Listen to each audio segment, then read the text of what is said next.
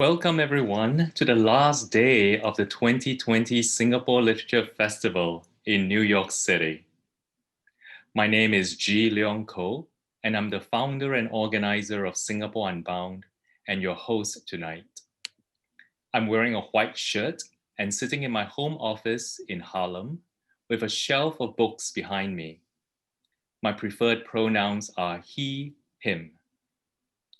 Organized by the NYC-based literary nonprofit Singapore Unbound, the Singapore Literature Festival brings together Singaporean and American authors and audiences for readings and discussions. Appropriately, the festival theme this year is The Politics of Hope. We acknowledge gratefully the sponsorship of Ethos Books and many private champions, as well as the support of our co-presenters, New Narrative, the Evergreen Review, Asia Society, Adelphi University's MFA program and Soapbox series, NYU English Department's Post-Colonial Race and Diaspora Studies Colloquium, the Southeast Asian Studies program at the University of California, Riverside, and Books Actually. Tonight, we will hear from two wonderful authors, Meira Chand and Aimee Liu, on the topic of revolutionary family histories. After their readings, they will converse with one another and field questions from the audience, that is you. Our co-presenter for this event is Adelphi University's MFA program and Soapbox series. First to read is Aimee Liu. Aimee Liu is author of the novels Glorious Boy, Cloud Mountain, Flash House, and Face. Published in more than a dozen countries, these books focus on mixed-race families in India, China, and America at different revolutionary moments during the 20th century, including the First Chinese Republic and World War II, and the fight to free India from British and Japanese domination. Aimee has an MFA from Bennington College and teaches in Goddard College's MFA in Creative Writing program. Following Aimee, Meira Chand will read for us. Meira's multicultural heritage is reflected in her 9 novels. A Different Sky was long listed for the Impact Dublin Award and featured on Oprah Winfrey's reading list. Her most recent novel is Sacred Waters. She's strongly invested in promoting young writers in Singapore. Before I go, I would ask all our speakers to speak slowly and clearly so that a closed captioner can capture what you say. Thank you. Now, over to you, Aimee. Thank you so much, G.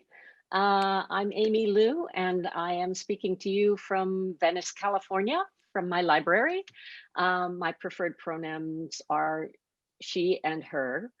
Meira and I both are going to be talking tonight about our previous books. So we both have current books out that are slightly off the revolutionary family topic. So we decided to focus on the one back book. But I wanted to mention first that my new book is Glorious Boy, and it is set in India's Andaman Islands around the time of World War II. So it is also a war story, but not so much a revolutionary family story. So I am instead going to be focusing on an earlier book of mine called Cloud Mountain.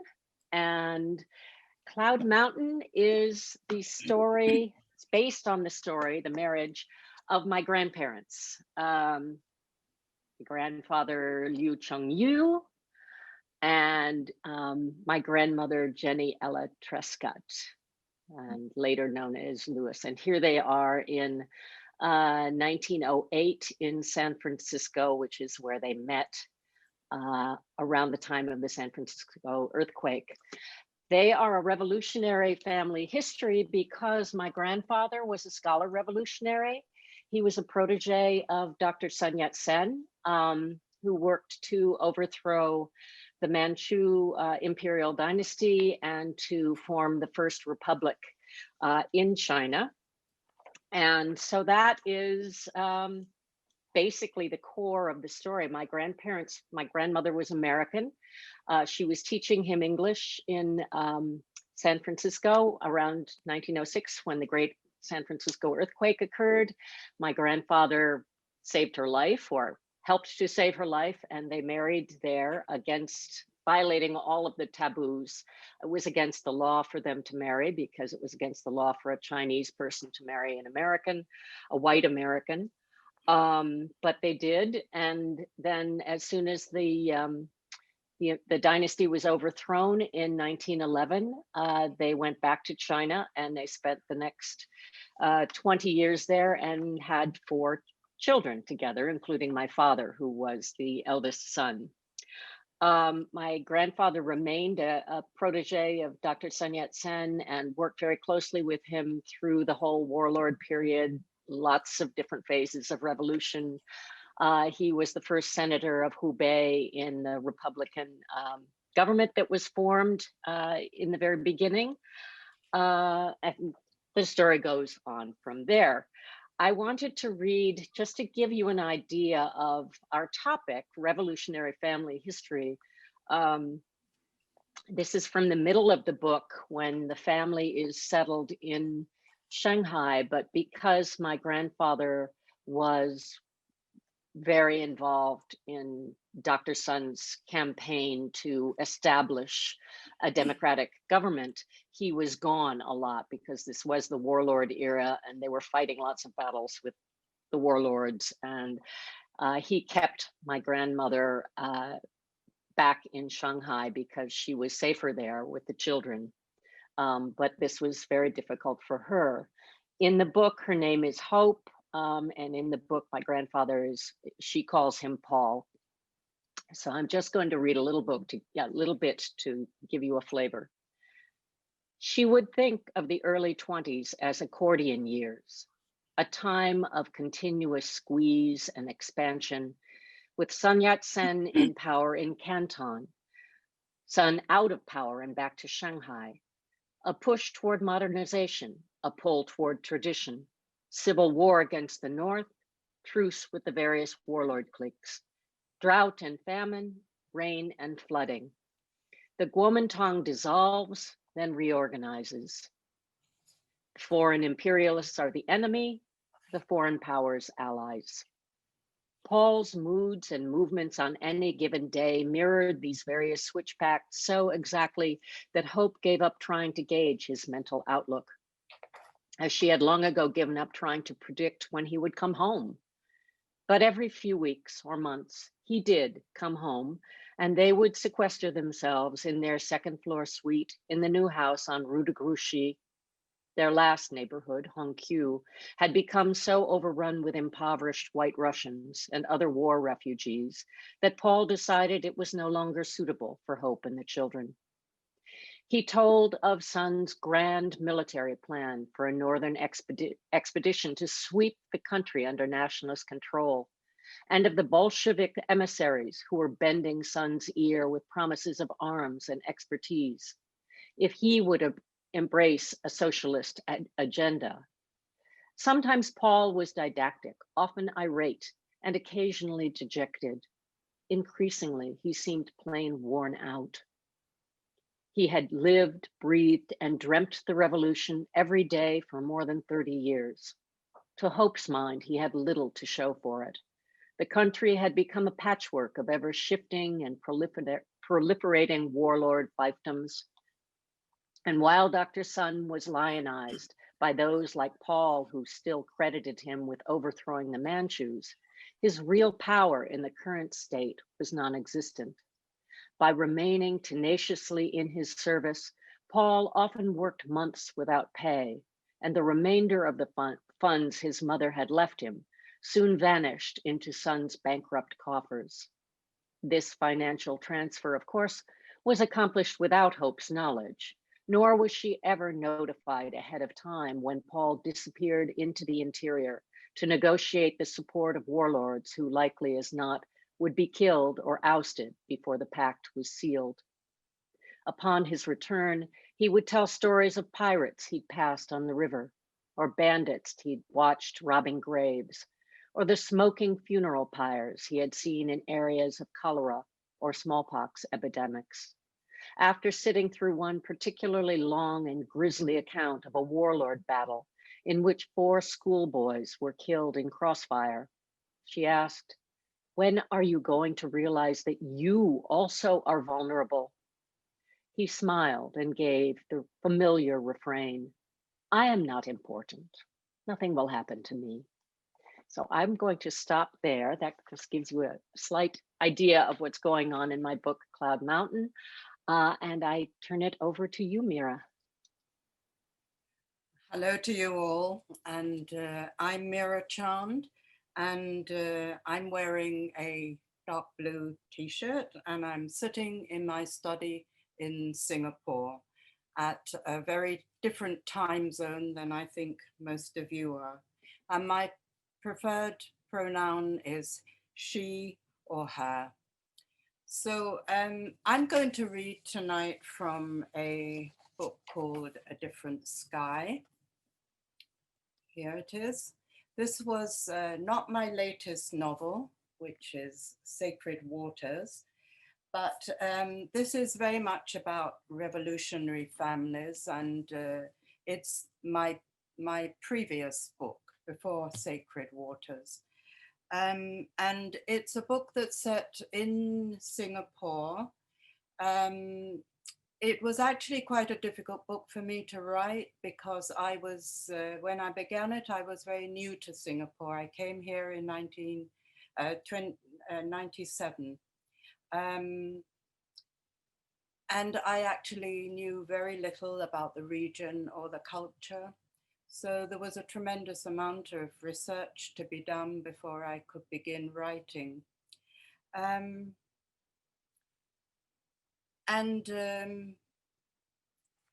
It's a book that's set between 1927 and 1957, just before the independence of Singapore.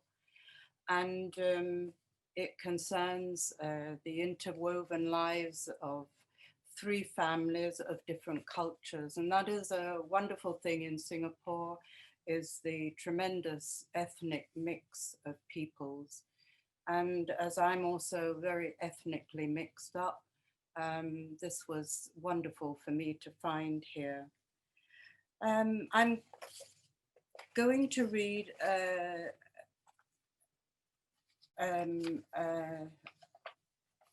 a page or two from further on in my book. And this is a time when the Japanese occupation had already begun in Singapore, and the Imperial Army were looking for accommodation and billets to accommodate their soldiers and officers. And they arrive at the house of one of my characters, a Eurasian landlady called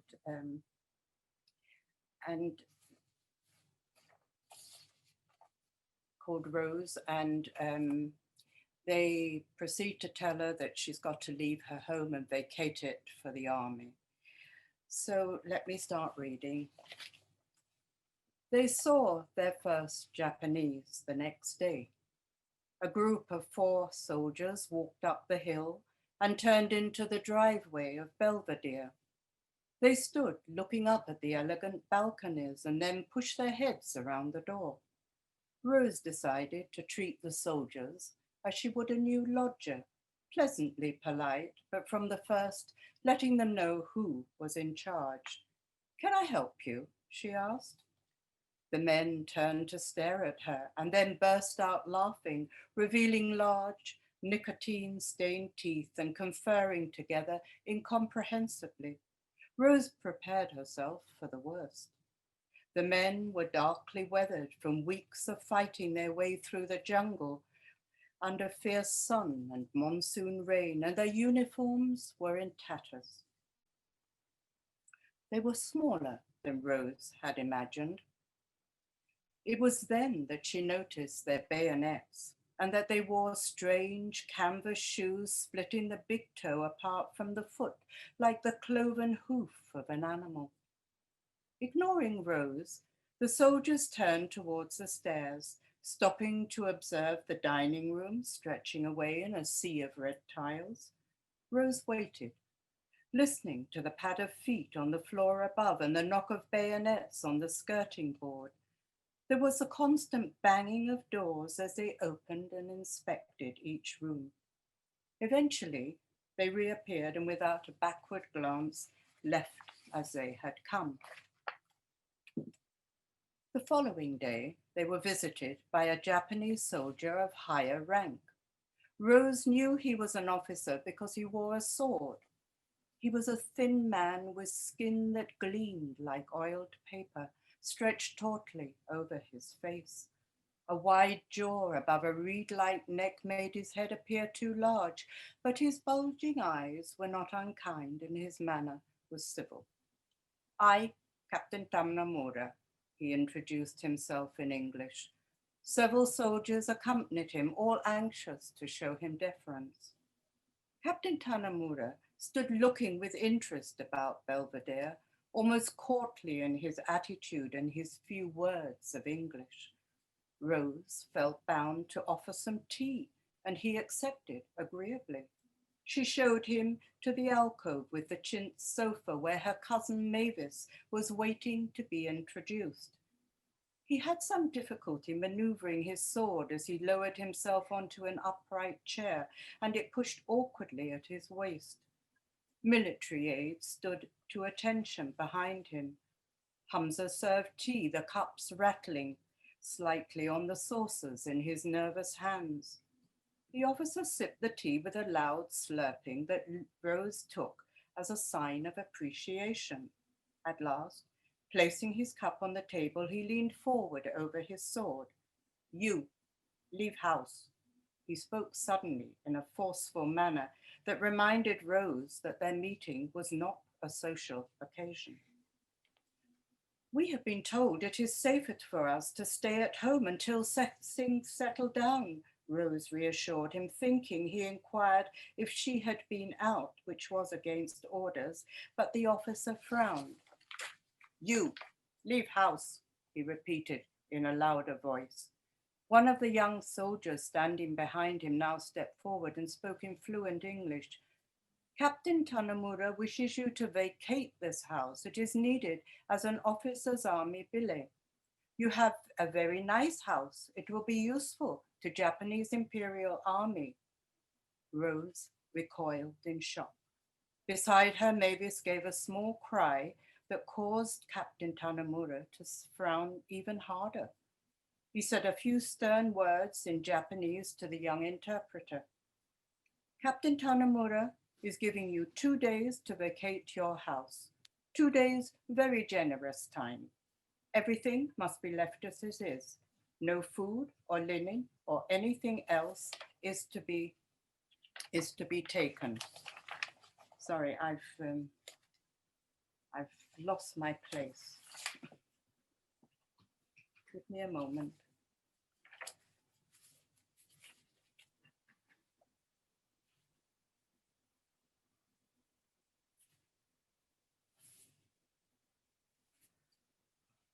Yeah, let me end there. I don't want to waste time. Sorry, I had printed it out and I find something's missing at the end. So I think enough. Well, thank you so much, Meira and Aimee, for those readings. They are so interesting and intriguing, what you have read, that I really want to actually, know more about it and read more about what, from where you've stopped. So for our audience, if you have any questions for our two authors, please type your questions into chat and I will ask them on your behalf. I believe our two authors have questions for each other about their novels. So I'm going to let them start first. Aimee, would you like to go first? Absolutely. You might have noticed that we're both female and we are both writing family stories about history. And when I was preparing for this, I started to think about other revolutionary stories, novels that I'd read. And I thought of books like Malraux's Man's Fate and Graham Greene's The Quiet American. And I started to think it's interesting that men seem to write about revolution from the point of view of individuals who are unencumbered, who are going off to do battle or to commit assassinations or whatever. They seem to not have the idea of anybody else in the picture. And so my first question to you, Meira, is what do you think we gain by telling these stories of revolution through the lens of families rather than through individual male actors, for example? Well, to me, fiction is very much about emotion, relationships. And I think as a woman, to me, when I'm writing about any character, it's their response, their emotional response and the relationships they're involved in. And I think it was Tolstoy who said after he'd written War and Peace, that history was about the little people and their response to their everyday lives that were interrupted, disrupted, broken apart by war. And it wasn't the Napoleons and Genghis Khans who we think steer history that actually steer history. To me, the emotional response to what war does to people and their lives and their psyche is what I can put forward through my novels. In the case of Cloud Mountain, obviously my story came from my family history, and though I took liberties and I changed certain characters quite a bit, I really, the plot was pretty much laid out for me by the events in my family. So Meira, looking specifically at A Different Sky, I wonder if you could tell us how you settled on that historical time frame, because the book takes, the span of the book is about 30 years from 1927 to 1956, and how you kind of chiseled down into your, sort of three specific family units that the whole novel swirls around. Well, when I began this book, I was very new, as I said, to Singapore. I had before before coming to Singapore, I'd lived for 35 years in Japan. And I had written a very large, sprawling, large canvas book about the Japanese occupation of Manchuria that went between Japan and China, backwards and forwards. Also, not exactly a family history, but a very varied and multicultural cast of characters.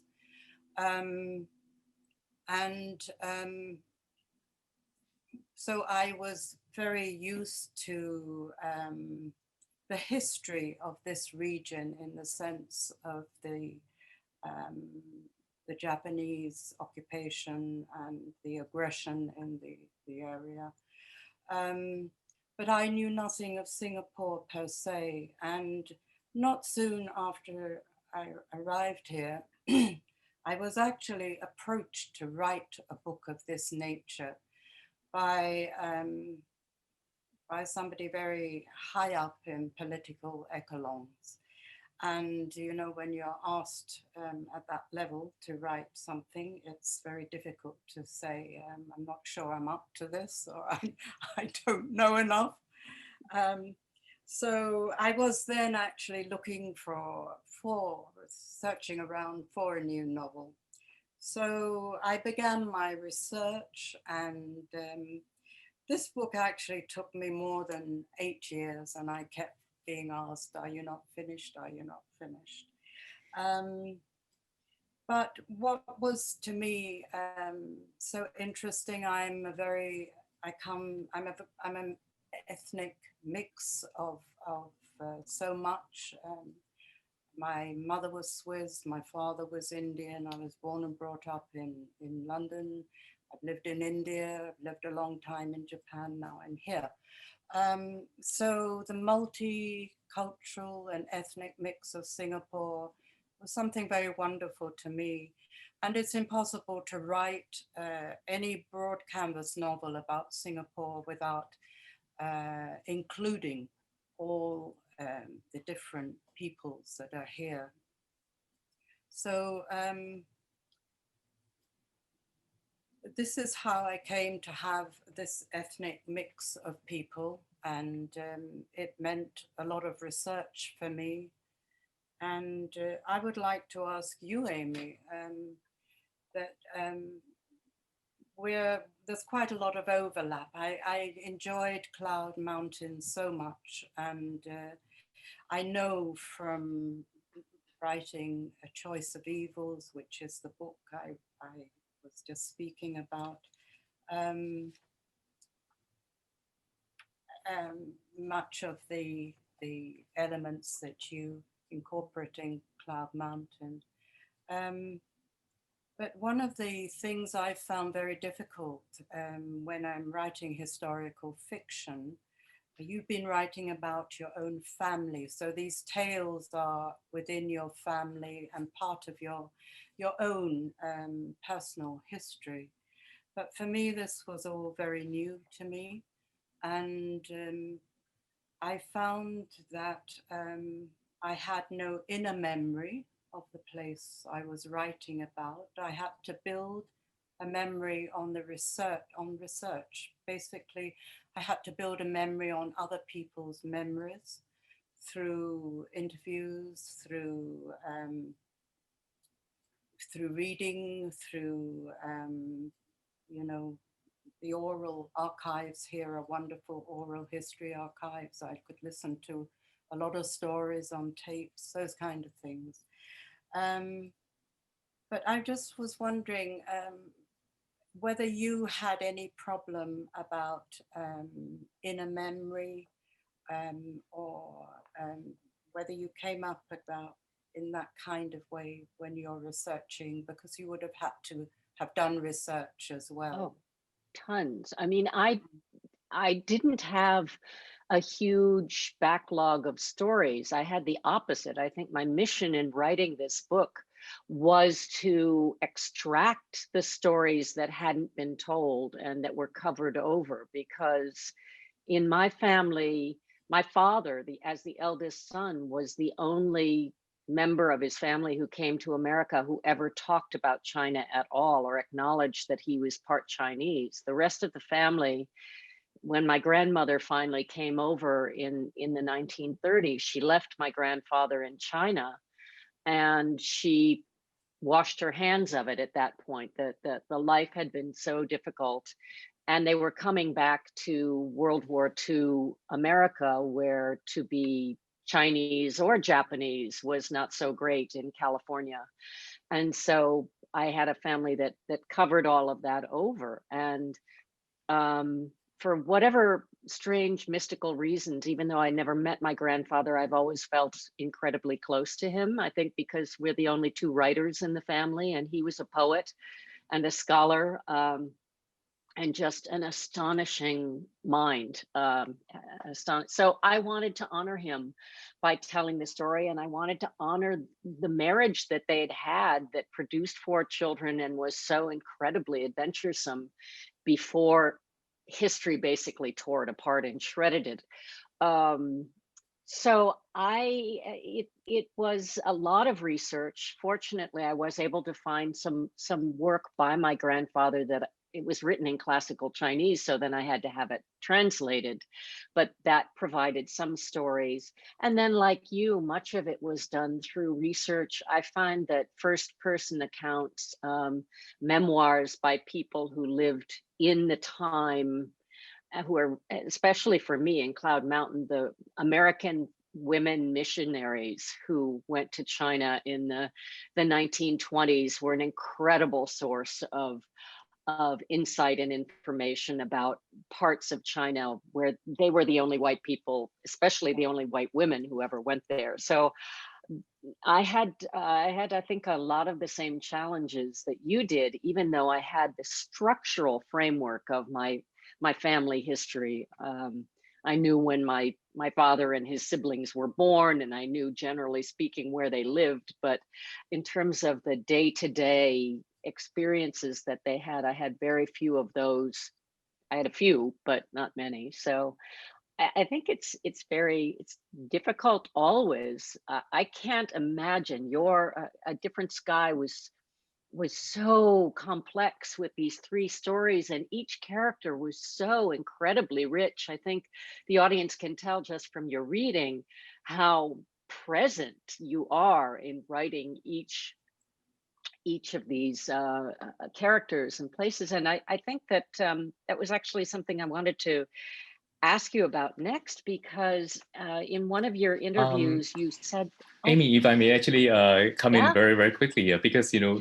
on the topic of question, on the question of research, we do have a question from one of our audience members. So maybe you can actually elaborate upon what you have already said so eloquently about the kinds of research that you found yourself doing, to write this book.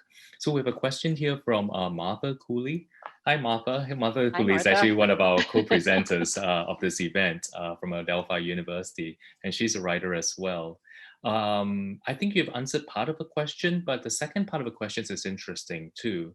And that is, how much research do you feel you have to do before you say enough? Or is there never a point at which, the research is at an end and you begin writing?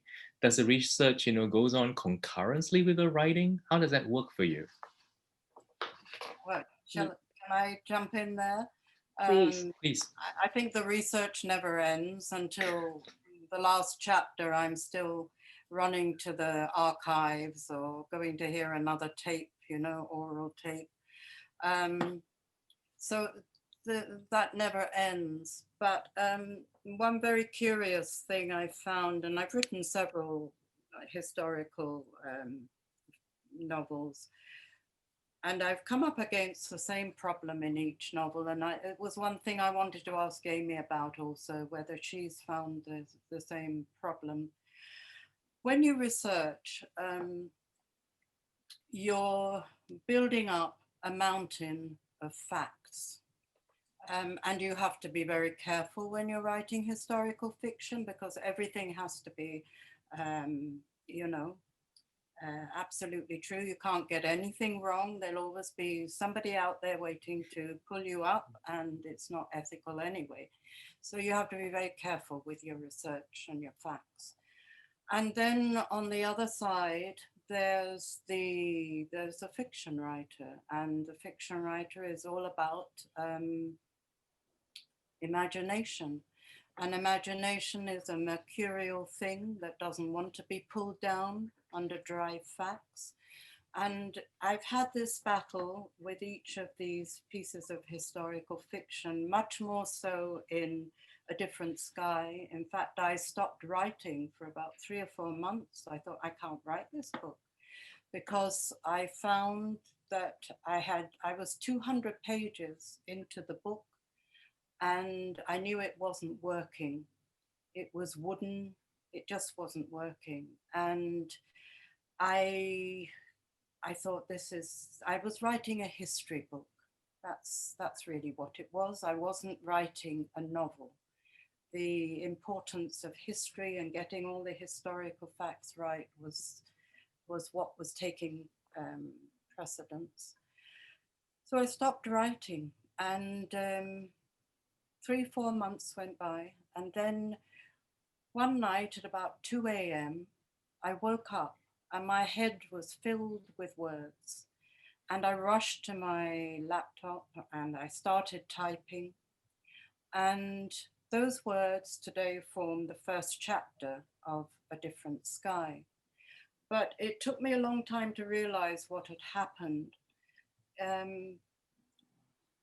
That night at 2 a.m., I had found my writer's voice, which previously had become completely buried under this mountain of dry, hard facts. And for me, that has been, in each piece of historical fiction, that has been my biggest battle, to free the imagination from dry facts and to find that writer's voice amongst all this mountain, or beneath this mountain of bricks and hard facts. And I just wonder, Aimee, if that's been your experience. I think it has. I think because my grandmother's character was my entry point in Cloud Mountain, and I was fictionalizing her heavily. Found it much more easy to enter her life and imagine what her life would have been in the foreign settlements of Shanghai, etc. And what I knew about my grandfather were the facts of where he had been and the historical, that he was on the Northern Expedition and that he was part of these meetings. And I had very dry things, with the exception of a few golden nuggets of anecdotes that he had written, and I could build on those.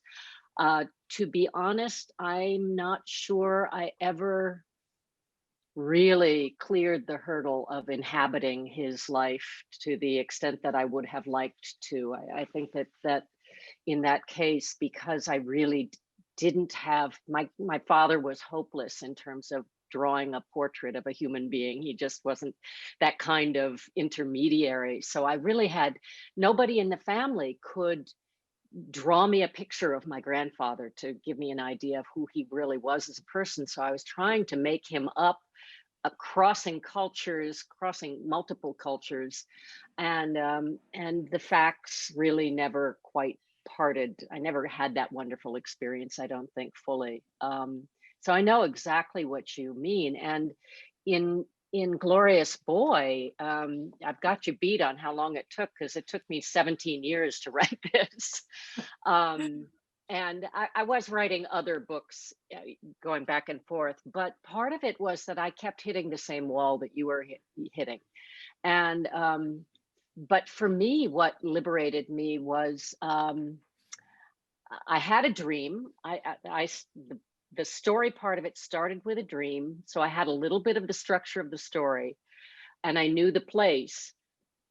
But until I went to the Andaman Islands and found historical materials and did that research in the place and found these very obscure books that were written by people who had actually lived through the war in the Andamans, I didn't have the anecdotal pieces. And that's, I think, really what I needed, was not the raw facts and policy and revolutionary dogma and all of that, but those tiny human experiences within the globe of history. That was, I think, what helped me bring this particular book alive. And they kind of came. They were such juicy stories that I could immediately inhabit them, and it all came alive. But I have to say that I think the book is so much better because I have this other life when I ghostwrite other books, and I would have to stop and put this book away for a year or two. And then when I came back, it was starting with completely fresh eyes and finding the voice all over again. So that process, as laborious and excruciating as it is, I think it made the book better. And I was reading an interview that you gave recently, and you said something so wonderful, which I think is the key to it all, in a sense. You said, "I need to feel I hold a character's soul in the palm of my hand." And I wanted to ask you, was that 2 o'clock in the morning? Was that the moment? Or at what point in all of this do you feel that you have your character's soul in the palm of your hand? And is it different for each character along the way? I think from the beginning, I have to feel I hold their soul in my hand, and I have to, I find I can very easily slip in and out of many different characters, gender-wise, culturally. And one thing that just leading on from what we were talking about with research, which also connects with this holding a soul in one's hand. Another part of the research, why I couldn't write, was because I had no inner memory of the place and the people I was writing about. And through intense research, detailed research, what I realized later when I looked back was that I was building a memory on other people's memories. So I did all that and I started writing, but the writing was not as it should have been. I didn't hold the soul of any of these characters in my hand, and the writing was wooden. And what had happened at 2 a.m. when I woke up with all these words in my head was that I had finally digested that artificial memory I had built. I had digested it, and it had become my own inner memory. And only then could I reach down into that memory and pull out something. And basically, I had the memory. I could then throw it over my shoulder and I could write. So the book I started at 2 a.m. was a very different book from the book I'd started many months before. Did you feel like you had the whole world in that memory? Because it's such a complex, yeah. Because within ourselves we have the whole world. Mm. We have every person. We're everybody. We're sinners and saints and children and ancient old people. We're everybody within ourselves. Mm. Yeah, Aimee, if I may turn your question back to you, talking about, when is it in the process of writing the book, that you read from, did you feel that you understood, if that's the right word, your grandmother, all right, enough to give voice to her because she's such an important character in your book? She is kind of a fictional composite of very little of my actual grandmother, I think, is in her character. And I borrowed a lot from another character who it was an autobiographical book that I read about her marriage, an American woman who had, like my mother, like my grandmother, had met her husband at an American university at the same time and then gone back to live in China with him.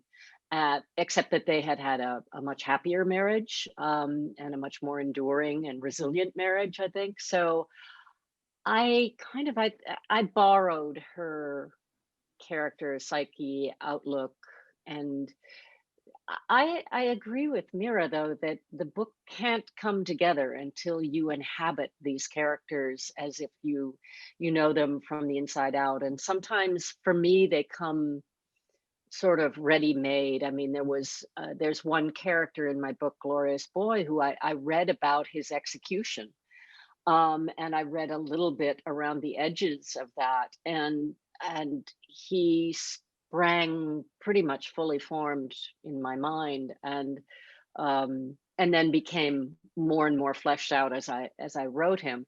But it's a funny story about the research, because then that became very awkward, because in my mind, he was gay.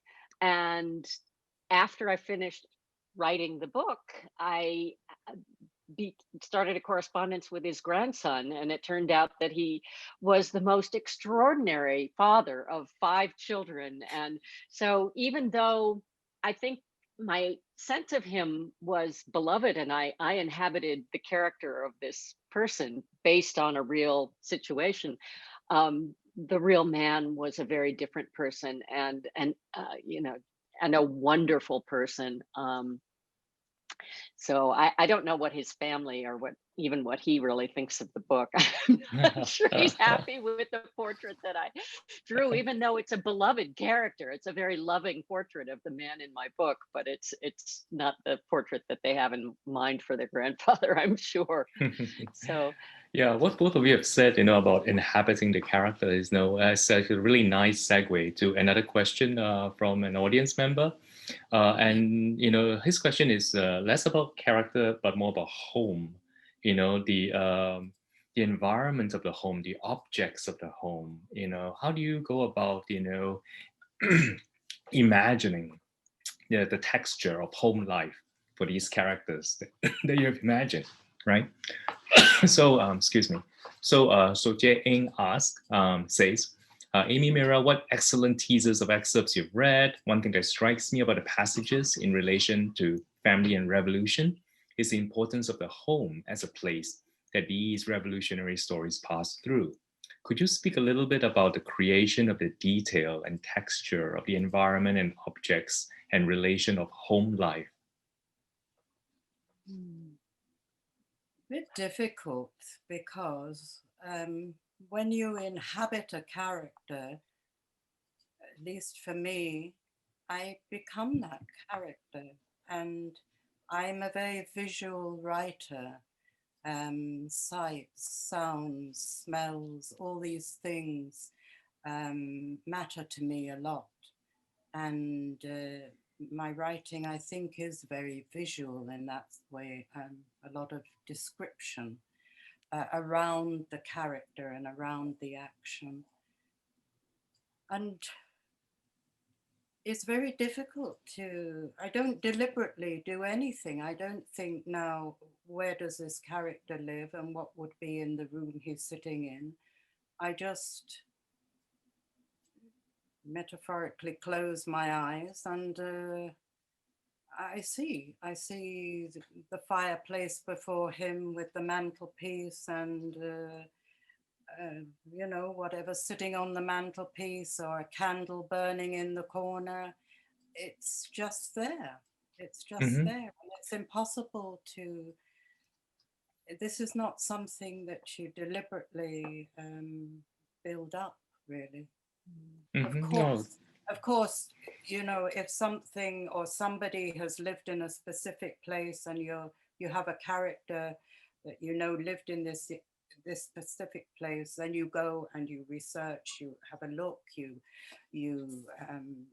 absorb the atmosphere of that place. But it's nothing I deliberately do. So interesting. It just happens. I'm sorry. No, because this is the worst thing about writers when they ask questions like this, because things just happen. Being a writer myself too, I really identify with what you have said.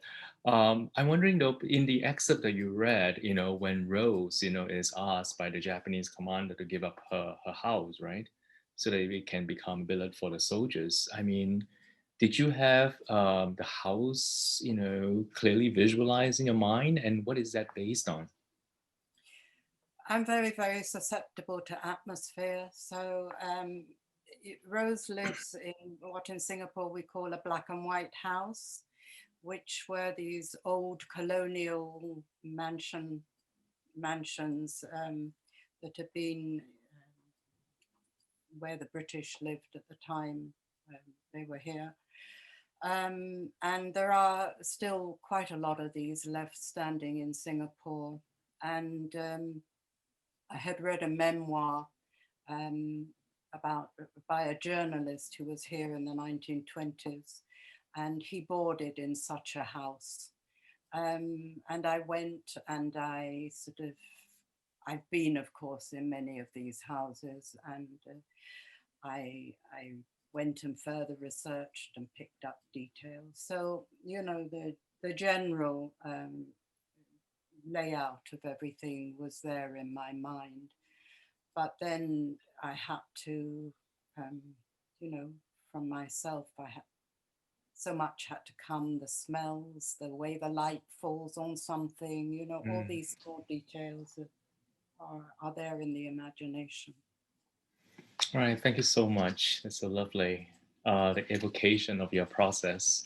Aimee, what about the home that you were, building in your mind in Shanghai? Where did that come from? Well, some of it came from having been to Shanghai in the 1970s, when a lot of the old the French settlement, and even Hangzhou, a lot of the old architecture was still there. So you could see the architecture. We went to the different places where my family had lived. So that very much helped.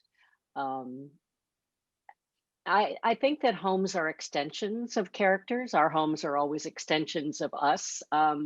So there are people without much imagination, and there's not much imagination to be found in their homes. And then there are other people who are very creative, and that creativity is expressed in their environment. So I think that that's something to think about. I had one scene, it's not a home scene, but I had a big important scene in Cloud Mountain that takes place in Wuhan, when the communists were located in Wuhan, and it was at one of their centers where they was, conducting government of sorts. And there was also a scene in the Japanese embassy or consulate at the time there. And, those kinds of scenes are really reflections of the work that goes on in the place, and the kind of mental rigor or lack of rigor that goes on. So, the condition of the walls, as Meira says, the way the light falls, or is there any light at all, or is it just a beam? So, I mean, the environment can be used in fiction so powerfully to reinforce the characters and the situation that the characters are in. So there's some of that. I also, I do find it more difficult to imagine environments that I haven't actually lived in. So even though I've only been to Singapore very briefly for a few days, those black and white houses made a huge impression on me, and I have used them kind of as a backdrop in my mind in other locations and other places. I ended up, when we went to the Andaman Islands, to Port Blair, we stayed in a hotel that had a fabulous architecture, where it was, you walked through an open breezeway, and then the hotel sort of spilled down the hill, like it was in a Greek, like in Italy or in Greece, where the the villas go down the hill, and that became a central home in my book Glorious Boy, even though I'm not sure that they actually had houses like that in the 1930s. But I said, I don't, this is the home that my characters want and need. I need them to be in this place. And then, but then there's, you cobble, it's like Meira said, so much of this is subliminal. It's, you cobble it together. And one of the wonderfully rewarding discoveries that I made after I finished writing Cloud Mountain and it was published, I hadn't been able to get back to China to go to Kuling, which is the Cloud Mountain where my grandparents built a home, and it was actually the only home that they actually owned in China, the only place where they ever really felt they belonged, because they were accepted as a mixed race couple there. And I didn't get to Kuling until 2007. And when I got there, it was exactly as I had pictured it. I mean, just everything was exactly where I had imagined it, and the trails looked exactly, and the waterfalls looked exactly, and all the architecture, all the Western villas looked exactly as I pictured them. And I had nothing to go on except this little tiny snapshot that was about this big, that, I pulled out of a scrapbook somewhere. So the imagination is very powerful and sometimes very accurate. Well, apparently in your case, I think it's visionary, right? You had a vision of reality that you did not know Yeah, you had until you visited yeah, that place. yeah. That's wonderful. If I may move on to another question from our audience, and this time, the question is from Eunice, who wants to know, why do you choose to reach back into history to tell your stories instead of, setting your books in contemporary times? And if I may relate it to, the title of today's event, revolutionary histories. In reaching back, to history, very often you have chosen to set your books in times of revolution or times of war, when of course passions run high, partisan passions run high on both sides. And of course, in a novel, we try to make everybody fully embodied. Their perspectives are pluralistic, are realistic and plausible. But nevertheless, in depicting such, partisanal times, do you feel as if you are, how do your sympathies lie? What would you like your readers to take away with them about those times? How would you like to influence them in terms of, the kind of political sympathies or even the political point of view? Is there a political point of view in your novel? Right, even though of course we all understand that a novel is necessarily complex and multifaceted. Do you want to go first, Aimee? Or? I can go. I think one of the things that we have in common that's really wonderful, the two writers who are here today, is that we do come from mixed race backgrounds, and we do come from very multicultural. I lived in India. That was a huge part of my family's background, the Chinese thing, and my father worked for the United Nations for his entire career. So I have grown up in this cauldron of many different cultures, and an appreciation for that I think was sort of bred in the bone for me and my family. So that's certainly one of the things that I write about or write to accomplish, is to try and create a bridge between cultures, between races, to open people's eyes to, what so much that we have in common, and just to having empathy for the other side or the other tribe. And it's an eternal challenge because we are wired to be tribal. So we're wired for a different world. We're wired for, our distant ancestors, where they needed to be tribal to survive. And now we're in a situation where we have that same wiring, but we have to overcome the wiring in order to survive. If we let that wiring dictate what we do in our lives, we're doomed. So that's one of the powerful things that literature can do, and stories and narrative can do, is that it can ignite empathy so that we cross over. And even in stories about war, maybe especially in stories about war that pits people against each other and pits tribes against each other, by writing across those barriers and across those conflicts, certainly one of my goals is to try and help people appreciate the futility and the wrongness of war. And it doesn't look like it's working very well right now, but you know, I like to try. I also firmly believe that history has huge lessons that we all would do well to listen to and learn from today. I also feel much as Aimee does.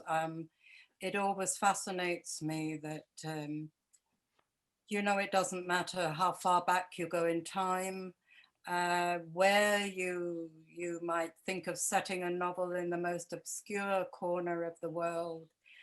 People are the same. Human nature is unchanging.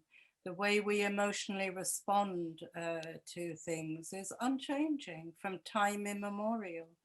And I agree with Aimee, this bridging of cultures and time is something that's very important to me.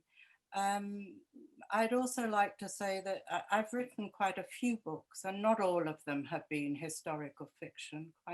Several of them have been set in modern day times. And the book I'm moving towards now will also be set in modern times. So I haven't chosen, and writers, you know, rarely choose what they're going to write about. Books come to you, and then you have to write them, or at least that's what I've found. So each of the historical fictions I've written have come to me in a different way for a different reason, and I felt duty bound to write about them. I mean, one book called The Painted Cage was set in Yokohama in 1898 and was based on a real murder trial of a British woman in the British community at that time, which was, I feel, a complete miscarriage of justice, and I felt bound to speak for her across time. A Choice of Evils, which was the book I wrote before I left Japan. The issue of Japanese war guilt was always very troubling to me after 35 years I was there. So it did trouble me, and the lack of transparency, the way this was completely buried, and I felt I needed to explore those issues. And also, I'm also a child of the war. I was born in the war. So my first memories are of air raids and bombs dropping. I was born in the middle of an air raid in London in the Blitz. So perhaps also war and the issues of war and the dilemmas of war are things that I respond to very deeply. Thank you so much, Meira, for sharing about that, you know, that part of your life, and also Aimee for sharing about, you know, your desire, your goal to actually bridge, you know, these different sides, these different, you know, tribes, because, you know, in our current moment, of course, what is more revolutionary, right, than to bring these two sides together and help each other see very, very different points of view. I mean, some of us might think, you know, that is actually not possible anymore. But, you know, fiction sometimes can actually accomplish the impossible. And thank you so much actually for keep trying, you know, to actually do the impossible. This has been such a wonderfully, you know, enlightening and entertaining conversation, you know, with both of you. Thank you so much for sharing so much about your books as well as your process of writing. So to our audience, please check out the books by our authors. The links are given to you in chat. We hope you have enjoyed this event brought to you by Singapore Unbound. Our final event of the festival, the closing address by Jackie Wang on prison abolition, begins in 30 minutes. The link is provided in the chat, so do join us in engaging Jackie Wang in conversation about the politics of hope. If you like what Singapore Unbound is doing for cultural exchange, freedom of expression, and equal rights, please consider making a generous donation at Fractured Atlas, our fiscal sponsor. We rely on champions like you to do the work that we do. So a big thanks again to our speakers tonight and to you for attending our penultimate event of the festival. Thanks again, everyone. Listening. Thank you, G, for putting this all together. Yeah, thank you. And the whole team. All right, thank you, everybody. So I will say goodbye for now. Bye.